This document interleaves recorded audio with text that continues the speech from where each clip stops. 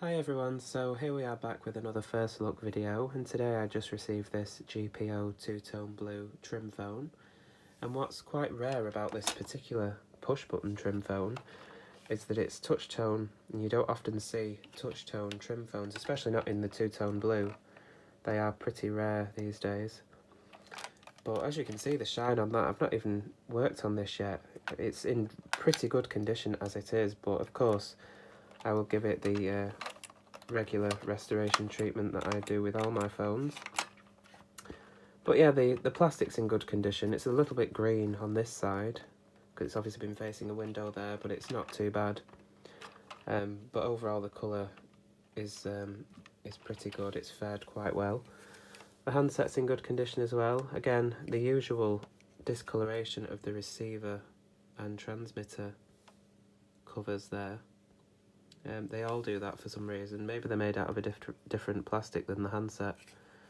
So you can see the colour change there. But yeah, overall this phone's in very good shape. There's no chips, cracks or too many scratches. So it won't need too much doing to it. The buttons work fine. They don't stick or anything. Switch hook works fine. And the phone has the original markings on the bottom, which is, I think that makes it more valuable, personally. I prefer to get phones that haven't been messed with too much. Now the line card, I'm not sure if this is original. With it being from 81, it has the BT plug, so, you know, this could be original, but usually they fitted grey flat line cards, and the line cards were partially coiled on Trimphone, so I'm assuming that was a later addition. But what I'll do is I'll take the cover off and we can have a look inside the phone. Okay, so that's the case removed, and it's just removed by one plastic screw that's situated on the top there where the cradle is. So here's inside the phone. So let's have a look for the original dates, if there are any. So already I can see we have 81 on the keypad, so that's good, that's original. Just pop that off. Can take a look at the ringer circuitry. So that's 80, yep, that's original. And let's have a look at the capacitor on this, because I can't see a date on the board itself.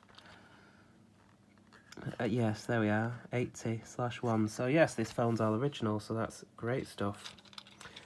And this looks like a slightly later keypad, even though it's the rectangular type buttons.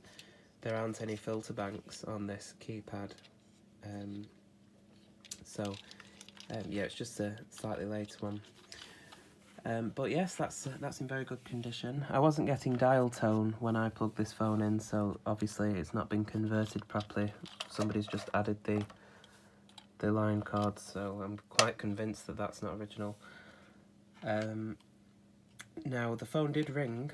It rang fine. It was just you couldn't hear anything through the receiver, so that could either, as I said, be the fact the phone's not been converted properly, or there might be a problem with the receiver. But I can see a few straps that shouldn't be where they are currently, so I'll sort all that out anyway.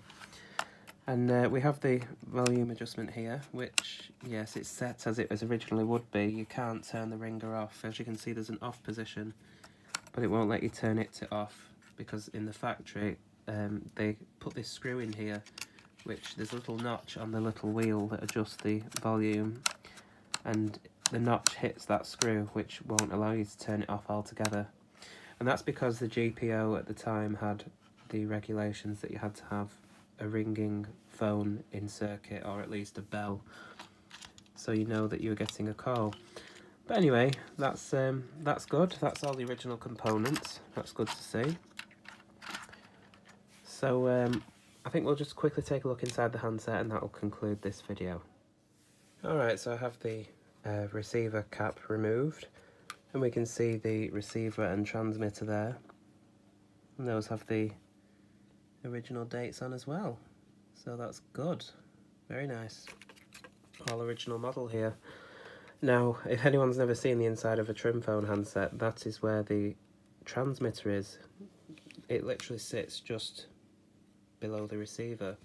So of course, if you covered the receiver with your hand, if you were to make a secret aside or something while you're on the phone, you could obviously still hear it through the plastic tube here. There's a tube that takes the sound. You can just see that down there, just there. And there's a tube that carries the sound down the middle of the handset and to the grills here. And of course, if you covered that, you could still hear it through the plastic. So you know, it didn't really do anything. But that's just a funny little quirk. So anyway, there we are. So next time you see this phone, it'll all be converted, restored, polished, etc. So until then, I'll see you again very soon. Thanks for watching. Take care.